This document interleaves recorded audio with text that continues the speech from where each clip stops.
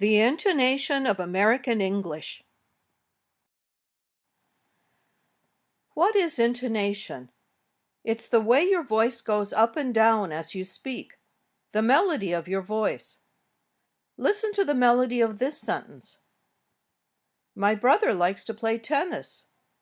My voice went up a little on brother, then back down, and up on tennis, and finally down at the end. Intonation is important when you speak. It can tell listeners whether you're making a statement or asking a question. It can tell about your feelings, whether you're happy, sad, angry, or surprised. It can tell the listener whether you're finished speaking or you still want to talk some more. Different languages have different kinds of intonation. Some have intonation that's fairly flat and doesn't go up and down very much. Some are more up and down and have a wider range of pitch. The intonation of English is more like the second kind. It goes up and down quite a bit. As you're practicing, don't be afraid to let your voice go up and down. Let's look at the different kinds of sentences and the intonation patterns they usually have.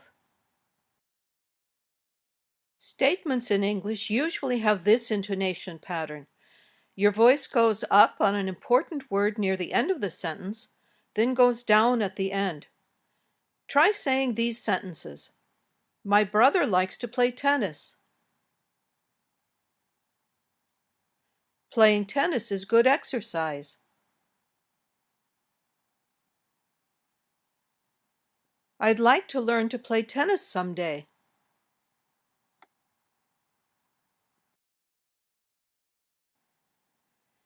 Intonation also usually goes down at the end when we make requests or commands.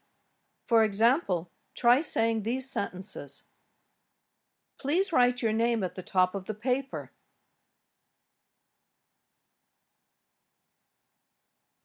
Go ahead and have a seat.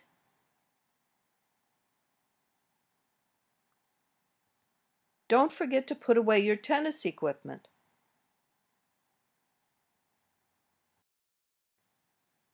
But the intonation of requests and commands can vary a lot. Some requests are in the form of a question. These usually go up at the end, as most yes/no questions do. Can you help me? Could you come to my office, please? Would you mind putting out your cigarette?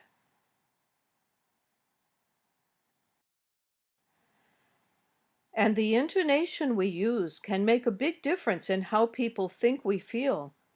Listen to 3 ways of saying the same request. Can you tell that each one shows a different feeling or emotion? Sit down. Sit down. Sit down. It's clear that simple intonation marks don't tell the full story of how the melody of your voice sounds. We put a lot of feeling into our words, and that's often hard to describe. Now let's look at the intonation of different kinds of questions. First, yes/no questions, the ones that can be answered with yes or no. These questions usually have rising intonation. Your voice goes up at the end. Is today Friday? Here are more examples. Try saying them. Do you think it's going to be sunny today? Have you checked the weather report? Is Sacramento the capital of California?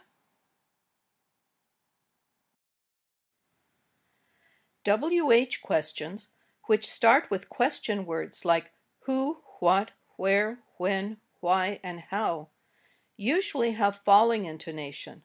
Your voice goes down at the end of the question like this. What's your name? Try these examples. What's your name? When are they planning to go home? Why did you decide to become a teacher?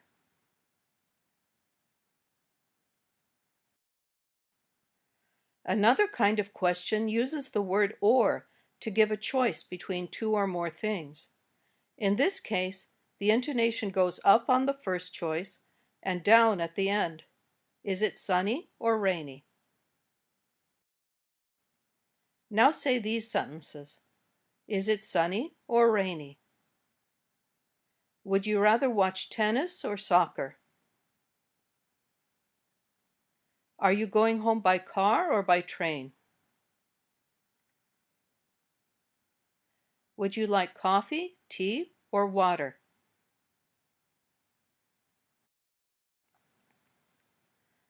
Finally, let's look at tag questions, which start with a statement and have a short question part at the end, like, your name is Anne, isn't it? Or, your name is Anne, isn't it? We can say these questions with two different kinds of intonation, and the intonation changes the meaning of the question. When we use rising intonation, we're saying, I really don't know the answer. I'm not sure what you'll say.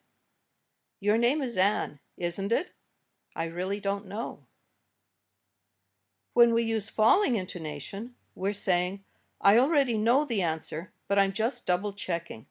I'm pretty sure you'll say yes. Your name is Anne, isn't it? We often use this falling intonation when we're just making conversation, like this. Nice weather, isn't it? Let's practice asking these questions. Notice the intonation you use with each one. If you like, go ahead and answer the questions. How many legs does a spider have? Do spiders lay eggs? Which has more legs, a spider or an ant?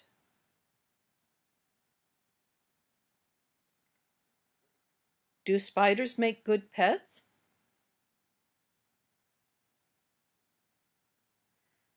Some spiders are poisonous, aren't they? Or, some spiders are poisonous, aren't they?